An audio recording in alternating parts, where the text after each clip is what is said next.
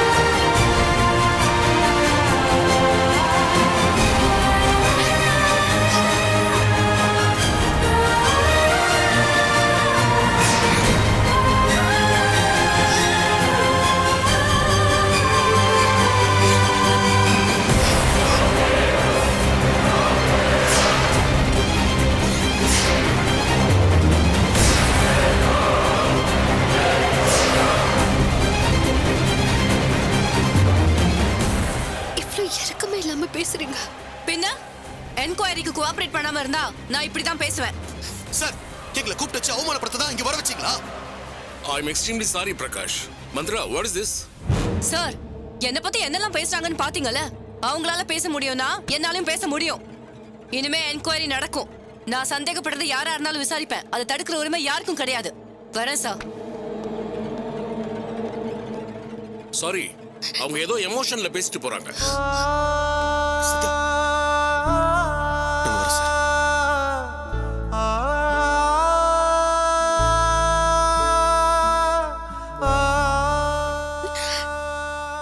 இவ்வளவு கொடூரமா பேசிட்டு போறாங்க.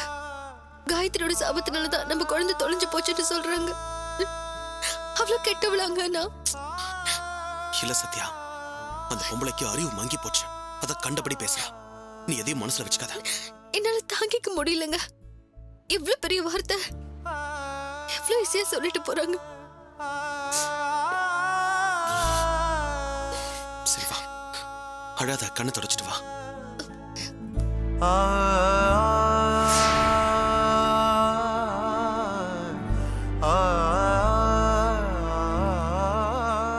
யார் பேருக்கு அர்ச்சனை? மகாங்கர் பேருக்கு அர்ச்சனை பண்ணுங்க. மகாலட்சுமி எங்க இருந்தாலும் நல்லா இருக்கணும்னு அர்ச்சனை பண்ணுங்க. ஓம் ஆறுமுகனே போற்றி, ஓம் ஆண்டியே போற்றி, ஓம் அரண்மகனே போற்றி. சத்யா, மகா மறக்க ட்ரை பண்ணுங்கன்னு டாக்டர் சொன்னார்ல. எதுக்காக நீ திரும்ப திரும்ப அவளே நினைச்சிட்டு? நான் எதுக்குங்க மறக்கணும்? அவன் என் பொண்ணு. டாக்டர் உன் நல்லதுக்கு தானே சொன்னாரு. முடியலையே. உடம்பு, ரத்தம், சதை, மூச்சு எல்லாத்துலயுமே அவ தானே இருக்கா. நான் என்ன பாவம் பண்ண? பாக்குறவங்க கேக்குறவங்க அத்தனை பேருக்குமே நான் நல்லது தானே செஞ்சேன். தப்பு செஞ்சவங்கள தண்டிச்சேன். அது தப்பா? எதுக்கு எனக்கு இவ்வளவு பெரிய தண்டனை? கடவுள் ஏன் இப்படி கொடுக்கணும்? நீயும் மகாவும் பழைக்கணும்னு வேண்டிக்கிட்டேன். உங்க ரெண்டு பேரையும் காப்பாத்தி கொடுத்த கடவுள் மகாவை மட்டும் கண்ணில் காட்டி மறைச்சிட்டாரு. உங்களுக்காவது கண்ணில் காட்டினாரு. எனக்கு அந்த கொடுப்பனை கூட இல்ல.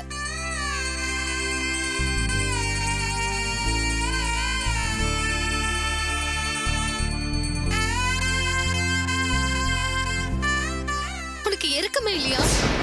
சட்டத்துக்கு பயந்து, பாவம் புண்ணியத்துக்கு பயந்து நல்லவள இருந்தவள ஈவ இருக்க இல்லாம தண்டிக்கிறியே. உனக்கு பெருதா கடவுளா? சத்யா, தண்டிச்சது அவன் தானே. தப்பா தண்டிச்சிட்டான்ல, நியாயம் கேட்க வேண்டாம்? என் பொண்ணுக்காக தானே உன்கிட்ட 1000 தடவை வேண்டுன. என் பொண்ணுக்காக தானே நான் உனக்கு பூஜை பண்ண. நான் செஞ்ச எல்லாத்தையும் ஏத்துக்கிட்டேன். இப்போ என்ன அழ வச்சு வேடிக்கை பாக்குறியா? இது எந்த விதத்துல நியாயம் சொல்லு? சத்யா ப்ளீஸ், எல்லாரும் பாக்குறாங்க. இப்படி ஒரு அக்கிரமத்துக்கு எனக்கு பதில் சொல்லி ஆகணுங்க. சாமி என்ன மட்டுமா தண்டிச்சது, என் பொண்ணையும் சேர்த்து தானே தண்டிச்சிருக்கு. எங்க இருக்காளோ, பசி எடுத்து அழறாளோ, பக்கத்துல நான் இல்லையேன்னு தேடி அழறாளோன்னு ஒண்ணுமே புரியலையே.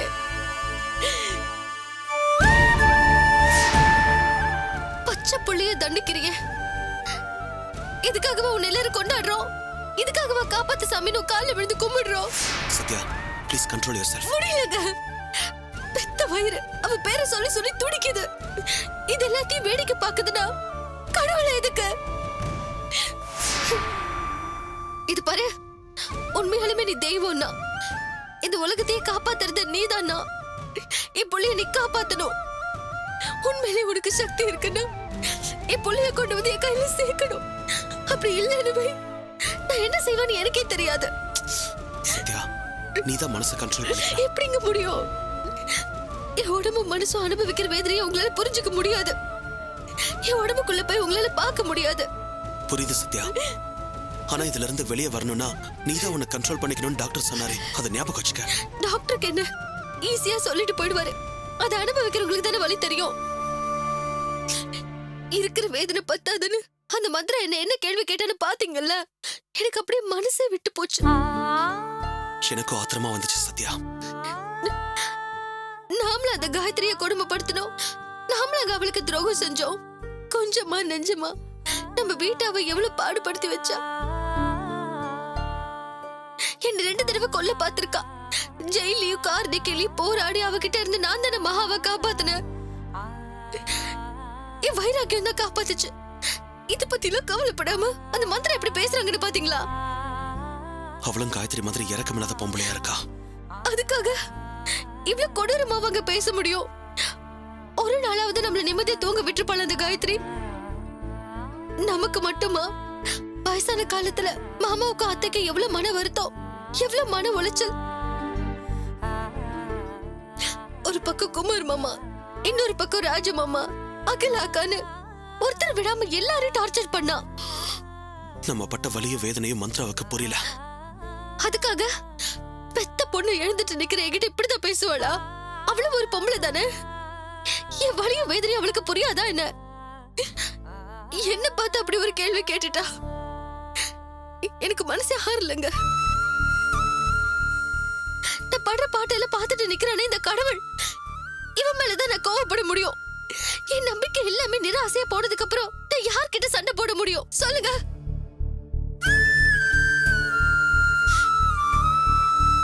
உருவாய் எருவாய் உளதாய் இளதாய் வருவாய் மலராய் மணியாய் ஒளியாய் கருவாய் உயிராய் கதியாய் விதியாய் உருவாய் வருவாய் அருள்வாய் குகனே தீர்காயுசா இருங்கோ.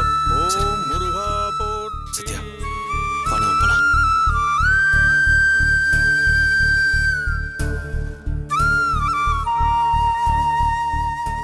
சத்யா உடனே வீட்டுக்கு போவேனா? அங்க போனா ரொம்ப வேதனைப்படுவ. வெளியே எங்கேயாவது போயிட்டு போலாம். இல்லங்க, வீட்டுக்கே போலாம். சரி, சுஜாதாவை குழந்தை பிறந்திருக்குல்ல, நான் போய் பார்க்க வேணாமா? அங்க போனா உன் மனசுக்கு ஆறுதலா இருக்கும். வேண்டாங்க. தெருவில் யாராவது குழந்தையோட போனாலே எனக்கு ரொம்ப வேதனையா இருக்கு. சுஜாதாவோட குழந்தைய பார்த்தா எனக்கு இன்னும் வேதனையாயிடும். வேண்டாம். மெல்ல மெல்ல நீ உண்மையை புரிஞ்சுக்கணும், அதோட வாழ பழகிக்கணும். உன் வேதனை போகணும்னா இந்த மாதிரி 4 இடங்களுக்கு போயிட்டு தான் வரணும். வேண்டாங்க. நான் சொல்றத கேளு. அங்க போயிட்டு வந்தா நிச்சயம் உன் மனசுக்கு ஆறுதலா இருக்கும். ஐயோ வேண்டான்னு சொல்றேன். நான் சொல்றத கேளு, நீ என் கூட வா.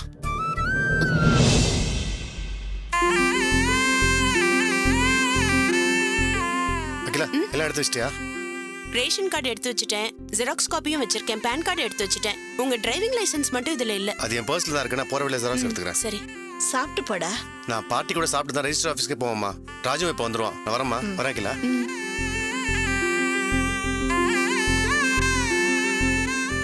டேய் சாரிடா, லேட் ஆயிச்சா? இல்லடா, கரெக்ட் டைம் தான் வந்திருக்கா. வா போலாம் வா. சரிடா. அப்பா சத்யாக்கு எப்படிப்பா இருக்கு இப்போ? என்னத்த சொல்றது, ரொம்ப டிப்ரெஸ்டா இருக்காடா. நல்ல ஒரு சைக்காட்ரிஸ்ட் கிடைச்சிருக்காரு. அவர் தான் கொஞ்சம் கொஞ்சமா அவளை தேத்தி கொண்டு வந்துட்டு இருக்காரு. குழந்தை காணாம போனதுல இருந்து சத்யா ரொம்ப உடைஞ்சு போயிட்டாடா. எவ்வளவு தைரியமான பொண்ணு. இப்ப நம்பிக்கை எல்லாம் இழந்து ரொம்ப பரிதாபமா இருக்கா. குழந்தைய பறி கொடுத்தவ அவ்வளவு சீக்கிரம் அதுல இருந்து வெளியில வர முடியுமா? மெல்ல மெல்ல தான் அதுல இருந்து மீள முடியும்.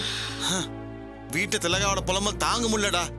பாவம் சத்யா, பாவம் சத்யான்னு ஒரு நாளைக்கு 100 தடவை சொல்றாடா. குழந்தை இன்னும் தேடிக்கிட்டு இருக்கிறதா தான் போலீஸ்ல சொல்றாங்க. ஆனா எப்படி குழந்தை கிடைச்சிடுவான்னு பிரகாஷ் உறுதியா நம்புறான். தெய்வம்னு ஒண்ணு இருந்தா சத்யாவுக்கு அது கண்டிப்பா உதவி பண்ணும். அப்பா சத்யா எங்கப்பா? வெளியில போயிருக்காடா. அதுக்குள்ள வெளியே ஏன் போனா? வீட்லயே இருந்தா அவளுக்கு திரும்ப திரும்ப குழந்தை ஞாபகம் தான் வரும். சைக்கியாட்ரிக் டாக்டரே அவளை வெளியில போலான்னு சொல்லிருக்காரு. வெளியில போய் 4 பேரை பார்த்தா அவ மனசு கொஞ்சம் மாறும் இல்லையா? ஆமாண்டா, இங்க ரூமுக்குள்ளேயே அடைஞ்சு மகாவையே நினைச்சிட்டு இருக்கா. வெளியே போனா அங்க 4 பேரை பாப்பா, 4 விஷயத்த பேசுவா. மகா பாப்பாவ கொஞ்சமாவது மறப்பால்ல. இவ்வளவு வருஷம் தவம் வந்து கடைசியில மகா பாப்பா போறதும் சத்யாவால கொஞ்சம் முடியாம போச்சே. டேய் சத்யா முன்னாடி இது மாதிரிலாம் பேசாதடா. இப்பதான் கொஞ்சம் கொஞ்சமா தேறி வந்துட்டு இருக்கா. நீ இது மாதிரிலாம் பேசினா அப்புறம் மறுபடியும் அவன் மனசு வேதனை பண்ணுண்டா. நம்ம கிளம்பலாமா? சரி டேய், வாடா. நீங்க செலக்ட் பண்ணிருக்கிற இடம் எங்க இருக்கு? நல்ல இடமா? நாங்க பேசி முடிச்சிருக்கிற இடம் குளத்தூர்ல இருக்குப்பா. 2 கிரவுண்ட் இடம், 4 மாடி வரைக்கும் கட்டலான்னு பிளான் பண்ணிருக்கோம். மெயின் ஏரியால இருக்கிறதுனால ஈஸியா வித்துடலாம், நல்ல லாபமும் கிடைக்கும்பா. ஆமா, அந்த இடத்த பத்தி நல்லா விசாரிச்சீங்களா? எந்த வில்லங்கமும் இல்லையா? இல்லப்பா, ஈஸி போட்டு பார்த்தாச்சு, எந்த விலகமும் இல்லப்பா. லாயர் கிட்ட லீகல் ஒப்பீனியன் கேட்டாச்சுப்பா. ப்ரொசீட் பண்ணுங்கன்னு அவரே சொல்லிட்டாரு. எந்த பிரச்சனையும் இல்லப்பா. சரி. முதல்ல அமைஞ்ச இடமே ரொம்ப நல்ல இடம்னு சொல்றீங்க. அந்த இடத்துல பிளாட்ஸ் கட்டி எல்லா பிளாட்ஸையும் வித்துட்டா இவங்க ரொம்ப நல்ல ப்ரமோட்டர்னு பேர் எடுத்துடலாம். அந்த ஆண்டவன் அருளால எல்லாமே நல்ல விதமா நடக்கும். நீங்க கிளம்புங்க. சரிம்மா, சரிம்மா. வரேன். டேய், நல்லபடியா போய் ரெஜிஸ்ட்ரேஷன் முடிச்சிட்டு ஒரு ஃபோன் பண்ணுங்கடா. சரிப்பா, வாடா. வரேன்ப்பா, வரேம்மா. வரேன் நீ.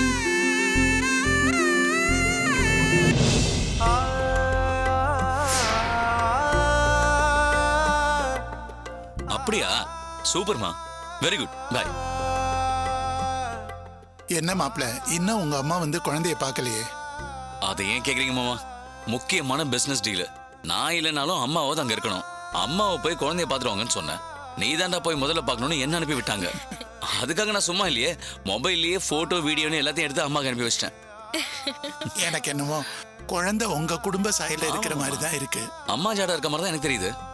வளரும் போது தான் நல்லா தெரியும். ஆஹா, எனக்கு என்னமோ இது எங்க அக்கா ஜாட மாதிரியே இருக்கு. சத்தியா ஜாடையா? ஆமா. எனக்கு ஒன்றும் அப்படி தெரியலையே. ஆமா. சுஜாதா, உள்ள கொண்டு போய் படுக்க. சரி. போ. காமால கண்ணுக்கு எல்லாம் மஞ்சள்ங்கிற மாதிரி என் குடும்பத்துல இருக்கிற எல்லாருக்கும் உங்க அக்கா ஜாட மாதிரியே இருக்கும். உங்க அக்கா குழந்தை தொலைஞ்சதும் போதும், இப்படி மாத்தி மாத்தி பேசுறதும் போதும். ஏய், அவ எதேச்சியா சொன்னதுக்கு போய் ஏன் இவ்வளவு கோவப்படுற? ஏதாவது வேலை இருந்தா போய் பாரு போ. ஏய், இவ்வளவு நாளா நான் ஊர்ல இல்ல, அழுக்கு துணியெல்லாம் சேர்த்து வச்சிருக்க. இத பார், நேத்து தான் வாஷிங் மிஷின் ரெடி ஆகி வந்திருக்கு. அதெல்லாம் அவ பாத்துப்பா, நீ போய் வேலையை பாரு போ.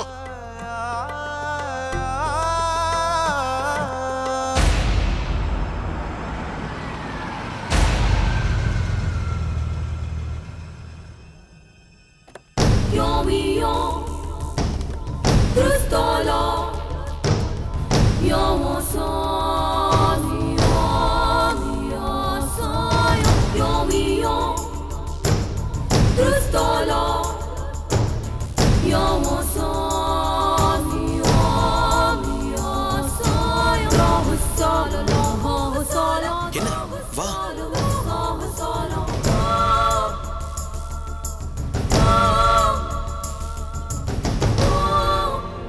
பிரகாஷ், நம்ம போய் குழந்தைய பார்த்துதான் ஆகணுமா? சத்யா, எந்த குழந்தைய பார்த்தாலும் மகா ஞாபகம் வருதுன்னு சொல்ற. அதே குழந்தைய பக்கத்துல போய் கொஞ்சிட்டா எல்லா பிரமையும் மாறிடும். உள்ள போனா உன் மனசு கொஞ்சம் ஆறுதலா இருக்கும். வா. அக்கா, என்னக்கா? என்னடி இவங்க 2 பேரும் வராங்க? அக்கா, குழந்தை பிறந்தா பார்க்க வரதாங்க செய்வாங்க. ஐயோ, சத்யா பார்த்தா பரவாயில்லடி. பிரகாஷ் குழந்தை முகத்தை பாத்துருக்கானா. அவன் குழந்தைய அடையாளம் கண்டுபிடிச்சிட்டா என்ன பண்றது? என்ன பண்ண போறேன்னு தெரியலையே. என் சாயம் வெளுத்துருச்சுன்னு வச்சுக்கோ, என் புருஷனை வெளுத்து கட்டிடுவாருடி. ஐயோ அக்கா, நான் இதை எதிர்பார்க்கவே இல்லையேக்கா.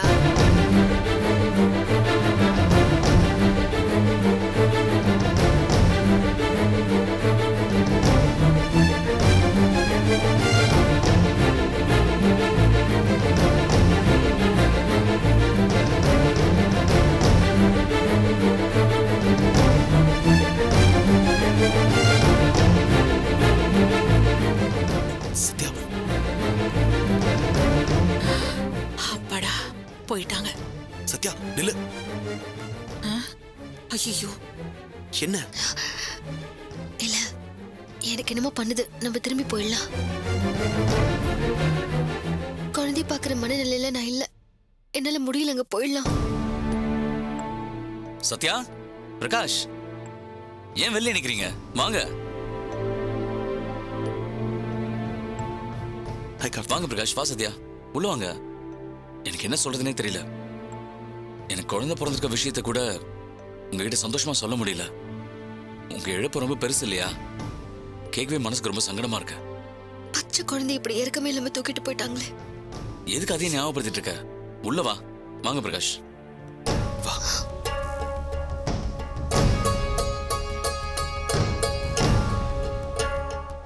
சத்யா வாமா. வாங்க பிரகாஷ்.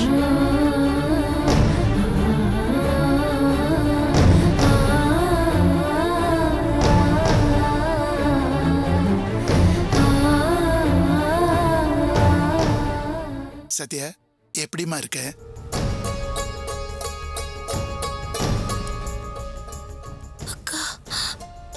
அக்கா நானே வந்து உன்னை பார்க்கணும்னு நினைச்சேன்க்கா. மாமா தான் வேண்டான்னு சொல்லிட்டாரு. அக்கா மகா பாப்பா கண்டிப்பா கிடைச்சிருங்கக்கா. சரிடி அழாத. அக்கா சுஜாதா எப்படி இருக்க? நல்லா இருக்கேன்க்கா. அக்கா குழந்தைய பாருங்க. பார்த்தா நம்ம பொழப்பு நாரிடுமே. வாங்கக்கா வந்து பாருங்க. இது வர சுஜாதா, பாவம் சத்யா. அவளே குழந்தைய பிரிஞ்ச துக்கத்துல இருக்கா. குழந்தைய காட்டி அவன் மனசை ஏன் நோகடிக்கணும்? குழந்தை எங்க போயிட போகுது? இங்க தானே இருக்க போகுது. இன்னொரு நாள் குழந்தைய பாத்துக்கிட்டா போகுது. விஜயா, போய் காஃபி எடுத்துட்டு வா. வா சத்யா, நீ வந்து உட்காரு. அம்மா நீ சும்மா இருமா. இவ்ளோ தூரம் வந்துட்டு என் குழந்தைய பார்க்காம போனா எப்படி? அக்கா நீங்க வாங்க, நீங்க வாங்க. சத்யா, எங்க குழந்தைய பார்த்தா உங்களுக்கு கொஞ்சம் ஆறுதலா இருக்கும். வா சத்யா, வாங்கக்கா. வாங்க.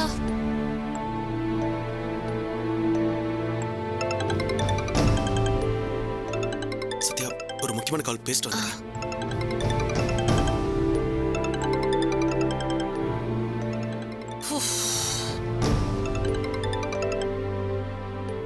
என்ன சார், என்ன விஷயம்? உன் ஒய்ஃப் எப்படி இருக்காங்க பிரகாஷ்? நல்லா இருக்கா? நான் சொந்தக்காரங்க வீட்டுக்கு என் ஒய்ஃபை கூட்டிட்டு வந்திருக்கேன். என்ன விஷயம்னு சொல்லுங்க. நான் உன்னை நாளைக்கு மீட் பண்ணணுமே. என்ன விஷயமா மீட் பண்ணணும்? எதுவாக இருந்தாலும் ஃபோன்லேயே சொல்லலாமே. ரொம்ப முக்கியமான விஷயம். அதை நேரில் தான் சொல்ல முடியும்.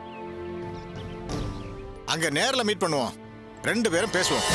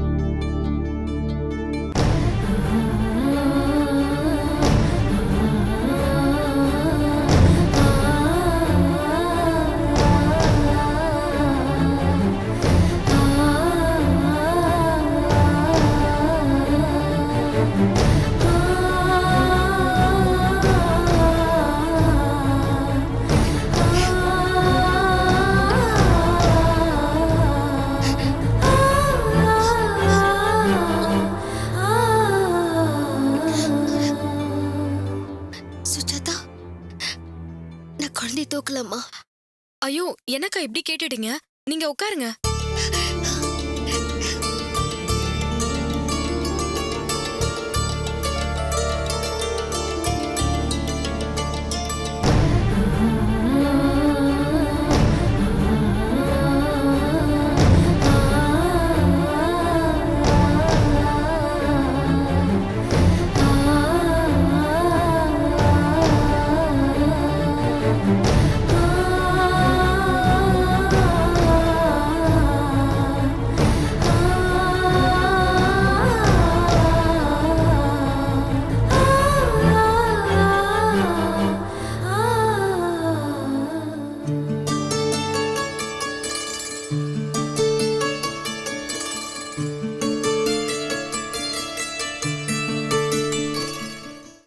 நீங்க எல்லாரும் கீழே இருக்கிற சப்ஸ்கிரைப் பட்டனை மறக்காம பிரஸ் பண்ணுங்க. நம்ம அப்லோட் செய்யலாம் நீங்க ஃபர்ஸ்டா பார்க்கணும்னா நோட்டிபிகேஷன் பெல் சிம்பலை மறக்காம பிரஸ் பண்ணுங்க.